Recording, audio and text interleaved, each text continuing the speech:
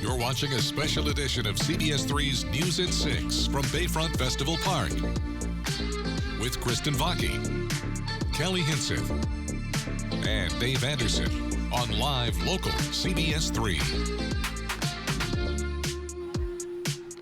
Good evening. I'm Kristen Vaki. Thank you for joining us on this beautiful Friday evening. We are live at Bayfront Park as Grandma's Marathon weekend kicks off. Now, this is the first major race taking place in the U.S. since the pandemic. And let me tell you, the energy and excitement is in the air. Kelly Hinseth joins us now at the starting line of the William A. Irvin 5K, which is just getting underway. Hey, Kelly. Yeah, Kristen, I feel like I'm about to run the race right now. The gun is just about to go off here at Bayfront Park for the William Irvin 5K, the first time that it's happened in 2 years. And there the runners go. There are close to 1,500 racers in this year's race. Now, it will be a while that runners are passing the start line because they are doing a rolling start that starts in front of the aquarium over there just to space out runners. That is why we have the start line down at Bayfront instead of the traditional over at the Irving. Now, coming up at approximately 6:15 is when racers will start to cross the finish line. They are chip timed, so there will be no outright winner to begin with. We won't know for a while as racers cross the finish line. Coming up in sports, I'll have a preview of tomorrow's races plus an update from this race as well. And I'm going to send it back to you, Kristen. Exciting! This is it! Grandma's weekend! Thank you, Kelly. Well, joining us now is Zach Schneider, who is in charge of marketing and public relations for Grandma's Marathon. Zach, I have to imagine this is quite an exciting day for you. Yeah, exciting, and the sigh of relief doesn't come until late tomorrow night when we get through everything. But the runners are off. The 45th annual Grandma's Marathon is underway, and it's a day that up until maybe a month and a half ago we weren't sure we would see. So it's great to be here. Let's talk a little bit about that because initially it was virtual last year. You had to make a lot of changes again this year, and then change things again after restrictions were lifted. So how did you handle that? Yeah, again and again and again. I think we're on plan 13 or 14, at least internally, of Grandma's Marathon. But no, we always said that we would adapt, and that's what our staff and mainly our volunteers in the community and business partners have done. I think the 45th annual Grandma's Marathon is maybe the best one yet, just because of the condensed timeline and the way that everyone came together. And in early May, we got news that we could do more than we thought we could, and we put things back into the plan. And everybody came together to make this weekend happen. We always rely on the community and our business partners and our sponsors, but this year we asked them for more and more. Yeah. And they always showed up, just like they always do. So I think our 45th year is maybe our best one yet. You know, we just heard the William A. Irvin 5K take off. Live music is starting soon. What are you most excited about for this weekend? I'm just excited that, again, Duluth is on a list with a lot of big cities like Boston and New York and the Twin Cities and Chicago. And we're constantly put up against those types of cities because of the size of our marathon. And Duluth and Two Harbors and the surrounding region always puts on such a good show. And so our community has backed us from the very start in 1977. But I'm so proud of the way that everyone helped us get to this weekend, because the 9 of us on staff sure couldn't do it alone. So we needed everybody to come together, and like I said, we asked them for maybe more than we usually do, and this is the result. It's going to be a great weekend. It's already off to a great start. I know you have a lot going on this weekend, so we're going to let you go. Thank you so much for joining us, Yes, Zach. thank you for the time. Appreciate Absolutely. it.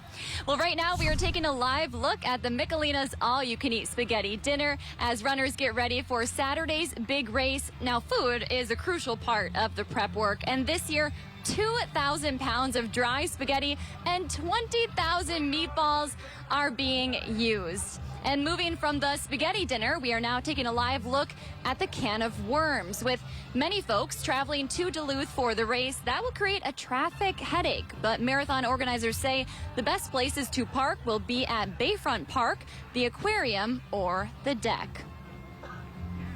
And more traffic means more people, which is good news for local businesses in town. And joining us now to talk about the economic impact of Grandma's Marathon is Anna Tansky with Visit Duluth. Thank you so much for being here. Thank you for having me. Oh, what a busy day already, huh? You know, the energy and just how dynamic this whole event is. We are all so grateful to have this gift here in our community. Well, 2020, it's no secret, was a very difficult year for the business community. How important is having an event like Grandma's Marathon back to local businesses?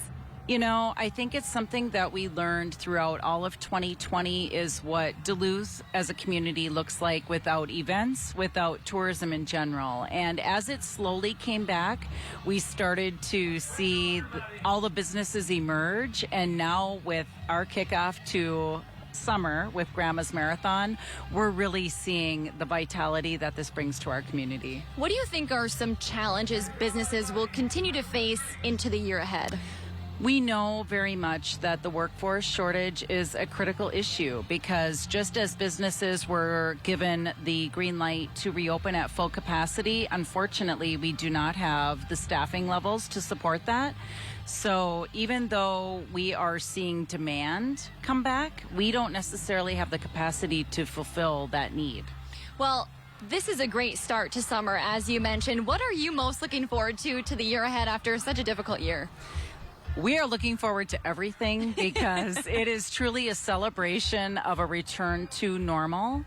And we know that Duluth businesses were always at the forefront, really, of being prepared to welcome visitors in a really safe and careful manner. But now that we have the flexibility and the freedom to do so in a virtually normal manner, we know that these events that are scheduled to take place are going to breathe new life into our community that really is, I think, a way for all of us to really recognize what they really bring to us as local residents as well. Well, Anna, thank you so much. I know there's a lot going on this weekend. You're excited. Everyone's excited. Enjoy yourself. Thank you so much. We are really excited to say welcome to Grandma's Weekend. Thank you so much, Anna.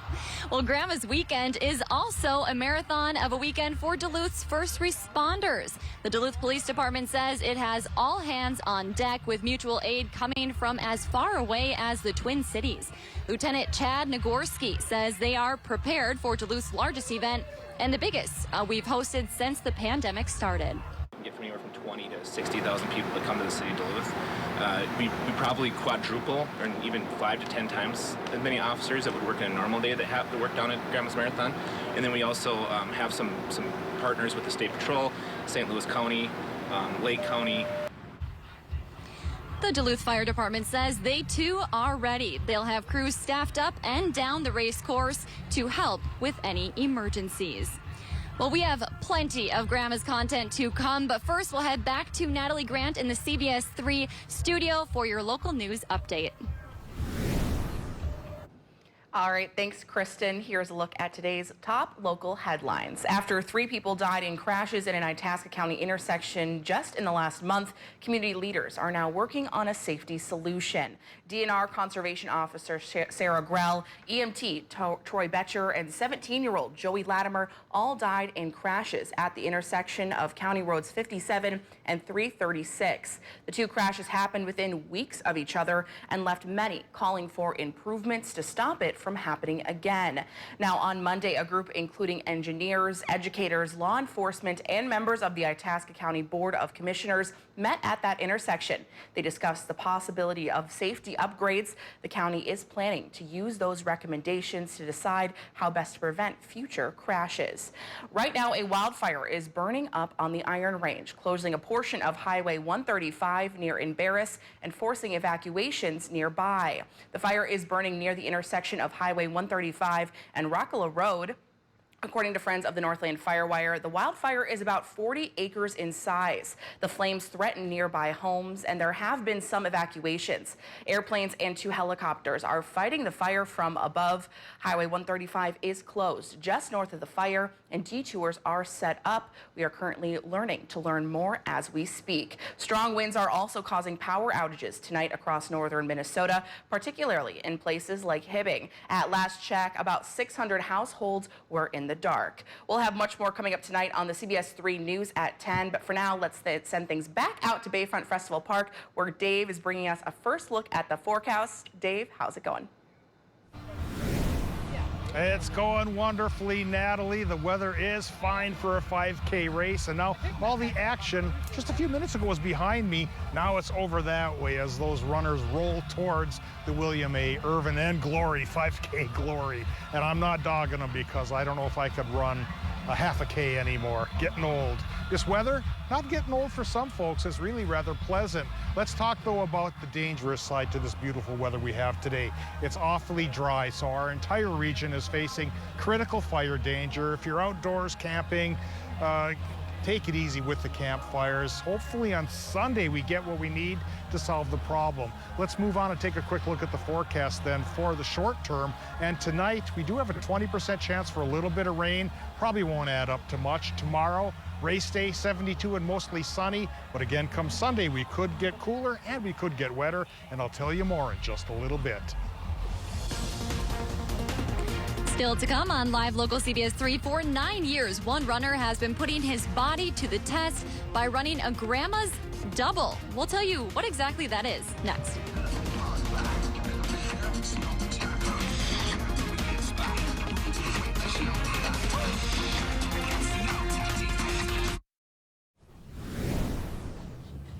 Running a full 26.2 miles is a big feat for some, but how about doing it twice back to back? CBS 3's Natalie Grant shares the unique way one longtime Grandma's Marathon runner takes on the course. On the morning of Grandma's Marathon, runners usually start their day with an early alarm, maybe a light breakfast, and they're on their way out the door up to the Two Harbors starting line. But for one Missouri man, that starting line is only a halfway point. Turned out to be just one of those things I do each year. Eric Strand has been running Grandma's since 2000, when his running career took off. As he grew in skill, so did the number of miles he'd race, eventually landing him at the Leadville 100 in Colorado, a 100-mile marathon. To train for a 100-mile race, one of the best things you can do is just be on your feet for like 8 to 10 hours at a time moving forward.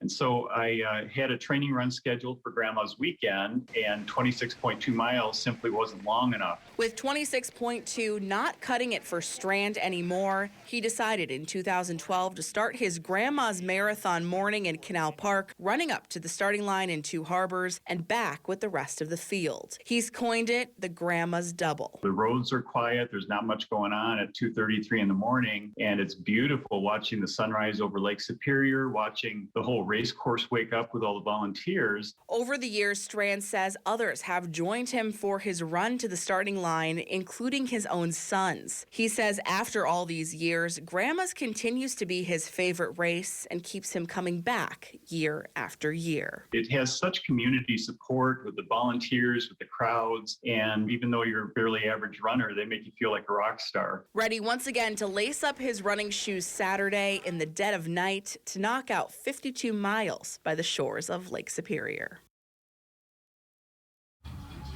Strand tells us he will keep running Grandma's doubles as long as he can, and once he is done, he hopes his sons take over the tradition. Well, we are keeping our eyes on another extraordinary runner. 69-year-old Jim Kirkham was diagnosed in 2006 with aplastic anemia, a disease where you don't make enough cells in your blood. But despite what his doctor recommended, he continued to run. But in April of 2020, Kirkham was diagnosed with bone marrow cancer. He received a bone marrow transplant less than a year ago, but despite his hardships, he will be running the full marathon tomorrow. I always assumed I was going to do well and it was going to go okay. I think that helps having a positive attitude, and I think it really helps if you do exercise, whatever it is. If you're pushing a walker, that's exercise. Back in 2018, Kirkham received a Grandma's Marathon belt buckle for running 1,000 miles on the Grandma's Marathon courses. We are now going to head over to meteorologist Dave Anderson, who will bring us the Grandma's weekend forecast. Hey, Dave.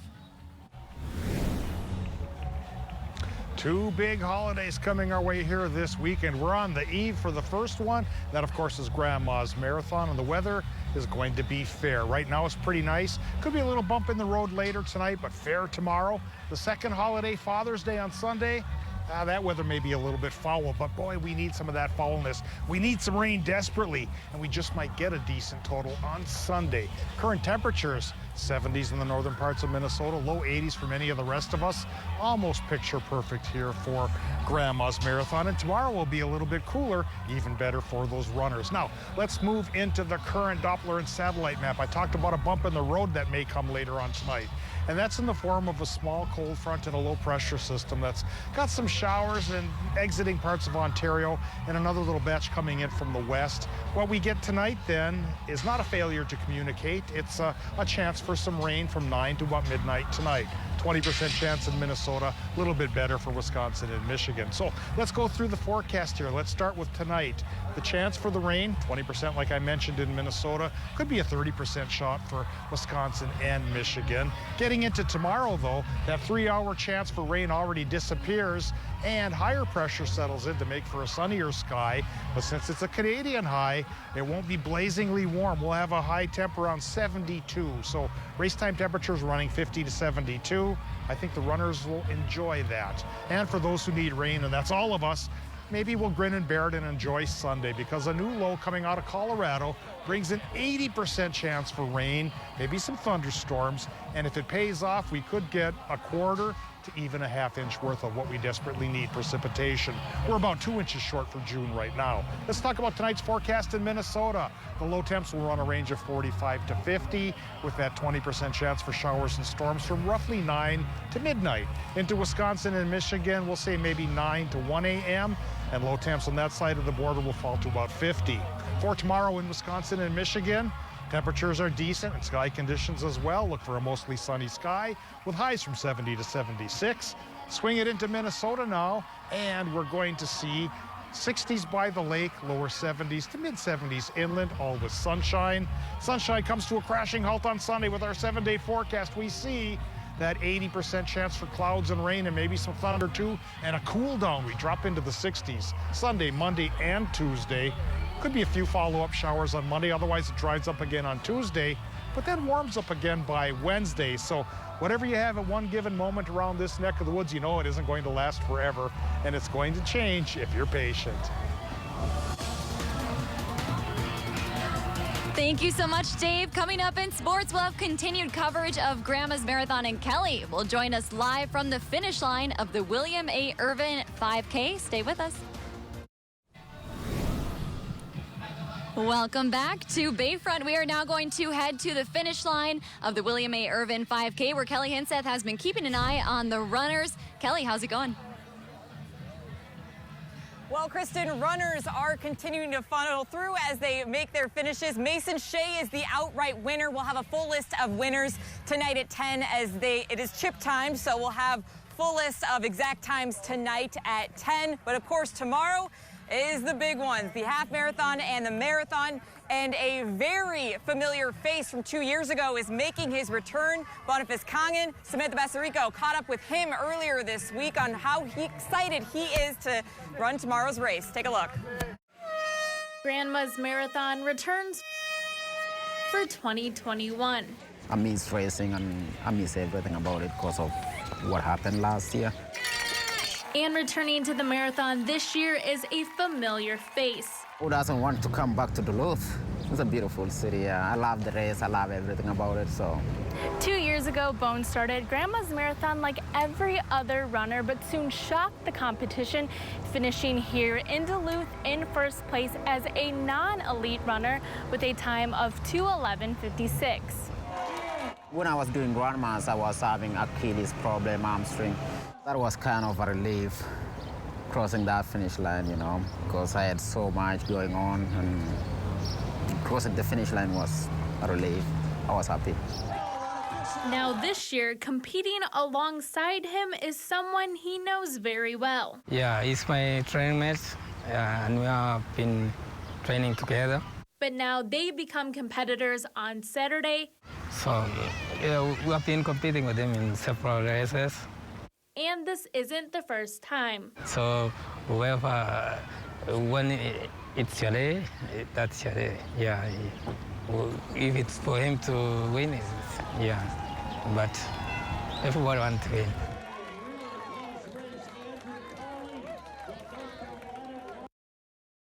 Enough another return to running, a very special one for 26-year-old Megan Stouts from Brooklyn, New York. Megan was diagnosed with a rare tongue cancer last summer. She actually qualified for the Boston Marathon prior to last year's COVID-19 pandemic hitting. Tomorrow will be her first marathon back since getting diagnosed. I was really ready to sign up for races and get out there because, like, we never know how much time we have to achieve the things we want to achieve. And I'm just really excited that I have the opportunity to try to keep going and keep improving. Well, she hopes for a good time tomorrow, but honestly, she is just so happy to be back running where she feels most like herself. Best of luck to Boniface, to her, and to all runners running tomorrow in Grandma's half and full marathon. Kristen, I'll send it back to you for now. Kelly Hinsett live for us at the finish line of the 5K. Thank you so much, Kelly. Well, kids also have a chance to take part in the Grandma's Marathon Fun. The Grandma's Whippersnapper Race took place today at Bayfront Park. Kids as old as 14 could run one of a couple of pre-marked courses ranging from 100 to 400 meters. Nick Pryor, who came all the way from Arizona, said he's enjoying Duluth so far, but his favorite part was winning today's race. My most favorite would be racing. Okay. I tried to run as fast as I could to win first. Pryor has family running the half and full marathons this weekend. Well, thank you so much for joining us at Bayfront Park tonight. It's been a wonderful evening heading into what's definitely going to be a great weekend. We will see you back in studio at 10.